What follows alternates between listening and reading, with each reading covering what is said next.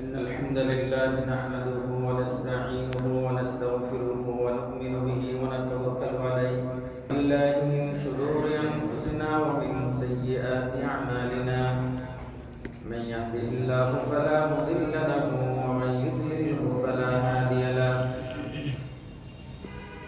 وأشهد أن لا إله إلا الله وحده لا شريك له وأشهد أن سيدنا وسندنا وحبيبنا وأولانا ومولانا محمدا عبده ورسوله الذي أرسله الله تعالى كافة للناس بشيرا ونذيرا وداعيا إلى الله سراجا وقمرا عليه وعلى آله وأصحابه وبارك وسلم تسليما كثيرا كثيرا. أما بعد فأعوذ بالله من الشيطان الرجيم. সবাই পড়েন أعوذ بالله من الشيطان الرجيم.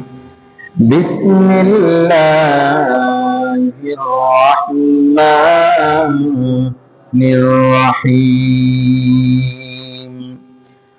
ويل لكل همزة لمزة الذي جمع مالا وعدده يحسب أن ماله أخلده كلا لينبذن في الحطمة وما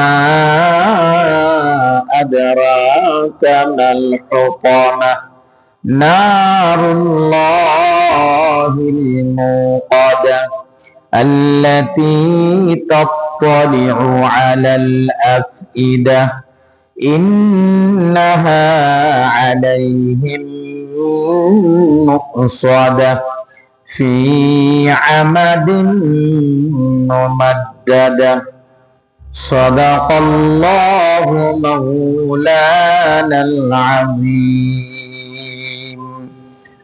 وصدق رسوله النبي الكريم ونحن على ذلك لمن الشاهدين والشاكرين والذاكرين والحمد لله رب العالمين. اللهم سبحانك لا علم لنا إلا ما علمتنا إنك أنت العليم الحكيم. আজকে আমরা সূরা লুমাযা নিয়ে আলোচনা করব ইনশাআল্লাহ। কোরআনে কারীমের অত্যন্ত গুরুত্বপূর্ণ একটা সূরা। আল্লাহ সুবহানাহু ওয়া তাআলা পবিত্র কোরআনে 114টি চ্যাপ্টার দিয়েছেন, অর্থাৎ 114টি সূরা দিয়েছেন। তার মধ্যে সূরা লুমাযা হলো 104 নম্বর সূরা। আলহামদুলিল্লাহ, আমরা 10টা সূরা তাফসীর শুনেছি। আজকে 11তম সূরার তাফসীরের জন্য আমরা অগ্রসর হচ্ছি, অর্থাৎ আজকের সূরাটা হলো 104 নম্বর সূরা। আজকের সূরার নাম হলো লুমাযা। আজকের সূরার নাম কি ভাই? লুমাযা।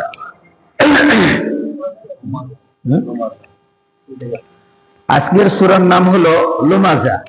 হুমাযাও বলে, কিন্তু মেন কোরআনে কারীমের মধ্যে লেখা আছে লুমাযা। লুমাযা এবং হুমাযা দুটা অর্থ। এগুলি আমরা ইনশাআল্লাহ আমরা যখন তাফসীর এবং তরজমা করব তখন আমরা বলবো ইনশাআল্লাহ। পবিত্র কোরআনে আল্লাহ রাব্বুল আলামিন সূরা লুমাযার পরে সূরা হলো সূরা কি? আসর। সূরা আসর এবং সূরা লুমাযার মধ্যে একটা গভীর সম্পর্ক আছে। আল্লাহ রাব্বুল আলামিন সূরা আসরের মধ্যে বলছেন ওয়াল আসর, আল্লাহ বলছেন আমি সময়ের কসম দিয়ে বলছি, ইন্নাল ইনসানা লাফি খুস, পৃথিবীর সকল মানুষ অভিশপ্ত, ধ্বংসপ্রাপ্ত, ক্ষতিগ্রস্তের মধ্যে অন্তর্ভুক্ত। 4টি কর্মসূচি যারা পালন করেন তারা ছাড়া, ইল্লাল্লাযীনা আমানু ওয়া আমিলুস সালিহাত ওয়া তাওয়াসাউ বিল হক ওয়া তাওয়াসাউ বিস সবর। 4টি কর্মসূচি যারা গ্রহণ করেছেন তারা ছাড়া পৃথিবীর সব মানুষ ক্ষতিগ্রস্ত, বিপদগ্রস্ত, ধ্বংসপ্রাপ্ত। এই সূরার সাথে লুমাজা সূরার সম্পর্ক হলো, আল্লাহ রাব্বুল আলামিন বলেছেন সমস্ত মানুষ ক্ষতিগ্রস্ত। এখন কোন কোন কাজে মানুষ ক্ষতিগ্রস্ত, কোন কোন গুনাহের কারণে মানুষগুলো ক্ষতিগ্রস্ত, আল্লাহ রাব্বুল আলামিন এই কিছু কারণ সূরা লুমাজার মধ্যে বর্ণনা করেছেন। সুবহানাল্লাহ। প্রিয় ভাইরা আমার, সূরা লুমাজা অবতরণের একটা প্রেক্ষাপট আছে, অত্যন্ত গুরুত্বপূর্ণ প্রেক্ষাপট। মক্কার কুরাইশরা যারা খুবই পয়সাওয়ালা, বিত্তশালী, অর্থ সম্পদওয়ালা মক্কার কাফেররা, তাদের মধ্যে বিশেষ করে আখনাস এবং আবু জাহাল, উতবা, সাইবা, আরো কয়েকজন যাদেরকে আল্লাহ ধন সম্পদ দিয়েছিলেন, ক্ষমতা দিয়েছিলেন, তারা এই ধন সম্পদ এবং ক্ষমতাকে পেয়ে তারা নিজেরা ভাবতো তারা দুনিয়াতে চিরকাল থাকবে, তাদের সম্পদ তাদেরকে চিরকাল বাঁচিয়ে রাখবে।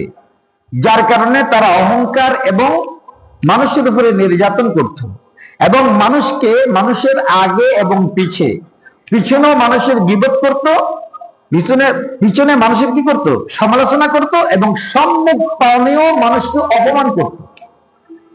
সামনাসামনি মানুষকে কি করত, অপমান করত, পিছনে মানুষের গীবত করত। এই দুটো কাজ আল্লাহর কাছে এত নিন্দনীয়, এই দুটো কাজ আল্লাহর কাছে এত অপছন্দনীয় যে পরনিন্দা করা, শ্রবণপুরি করা, মানুষের পিছনে মানুষের কি করা, আলোচনা করা, মানুষ নিয়ে বিভিন্ন ধরনের গবেষণা করা, এটা আল্লাহর কাছে অত্যন্ত গর্হিত কাজ, নিন্দনীয়। এবং কি রাসূল করিম সাল্লাল্লাহু আলাইহি ওয়াসাল্লাম বলেছেন, মানুষের পিছনে গীবত করার সবচেয়ে নিকৃষ্টতম গুনাহ হলো আল্লাহ মাফ করুক। আপনারা তো জানেন, আমি সেটা বলবো না, এত মারাত্মক গুনাহ, নিজের জীবনের সমস্ত আমলগুলো ধ্বংস করে দেওয়া। রাসূল বলেন, যখন তুমি আরেক ভাইয়ের গীবত করবে, গীবত কাকে বলে?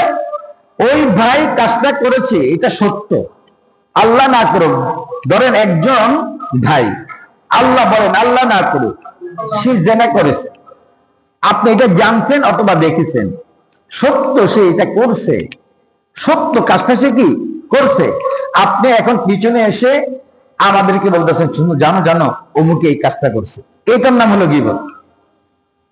সত্য কথা পিছনে বলা, সত্য কথা পিছনে কি বলা, চর্চা করা, এটার নাম হলো গীবত। আর মিথ্যা কথা, সে কাজটা করে নাই কিন্তু তারপর তার পিছনে তার বিরুদ্ধে আপনি এটা বদনাম করতেছেন, অথচ সে কাজটা সে করে নাই, এটার নাম গীবত না, এটার নাম নমিনা, ছগলখড়ি, মিথ্যা অপবাদ, এটার নাম কি? মিথ্যা অপবাদ।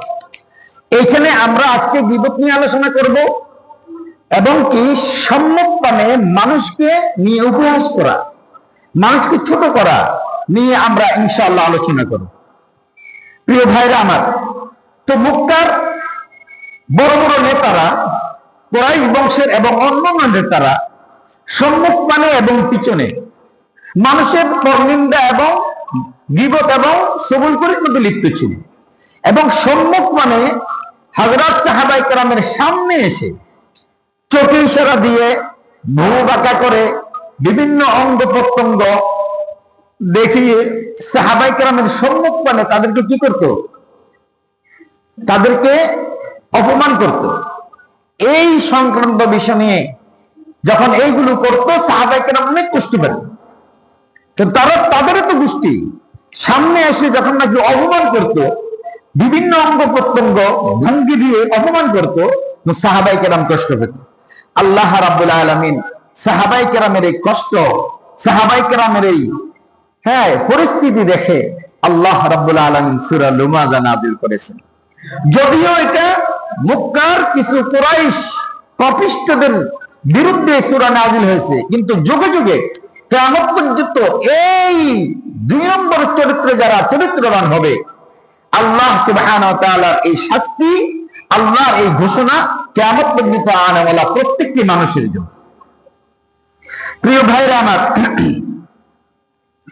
তাফসীর ইবনে কাসির, তাফসীর কুরতুবী এবং তাফসীর তাবারি এবং আমাদের উপমহাদেশের সর্বশ্রেষ্ঠ একটি তাফসীর, তাফসীরুল মারিফুল কুরআন, মুফতি শফি রাহমাতুল্লাহি আলাইহি, বর্তমান তাকি উসমানী হাফিজাহুল্লাহ এবং রফি উসমানী রাহমাতুল্লাহ আলাইহি রাব্বাজানি যে তাফসীরটি লিখেছেন, তাফসীরটা হলো মারিফুল কুরআন। তাফসীরে মারিফুল কুরআনে এই কথাগুলো লিখেছেন এবং ইবনে কাসিরও রাহমাতুল্লাহ আলাইহি তার তাফসীর ইবনে কাসিরে এই কথাগুলো লিখেছেন। প্রিয় ভাইরা আমার, রাসূলুল্লাহ সাল্লাল্লাহু আলাইহি ওয়াসাল্লামের সাহাবাদেরকে মক্কার কুরাইশরা চোখে ইশারা, ঠাট্টা, কটাক্ষ করত, চোখের ইশারা। সাহাবায়ে কেরামদেরকে দেখলে এইভাবে চেহারা ফিরে ফেলতো, এইভাবে চেহারা ফিরে ফেলতো। আপনার চোখ দিয়ে আরেকজন করলো, এই যায় যায় যায়, বুঝেন নাই, এই যায়, বলি না আমরা, বলি না শুনে, এই মামলার গোষ্ঠী যায়, এই মামলার গোষ্ঠী যায়, বলে না? আলেম ওলামাদেরকে দেখলে, দাড়ি টুপি ওয়ালাদেরকে দেখলে আজকেও সমাজের কিছু লোক টিটকারি মারে না? হ্যাঁ, এবং কি বিভিন্ন ধরনের এমন কিছু শব্দ চয়ন করে যেগুলো একজন আলেমের শানে বেয়াদবি করে, কি করে না?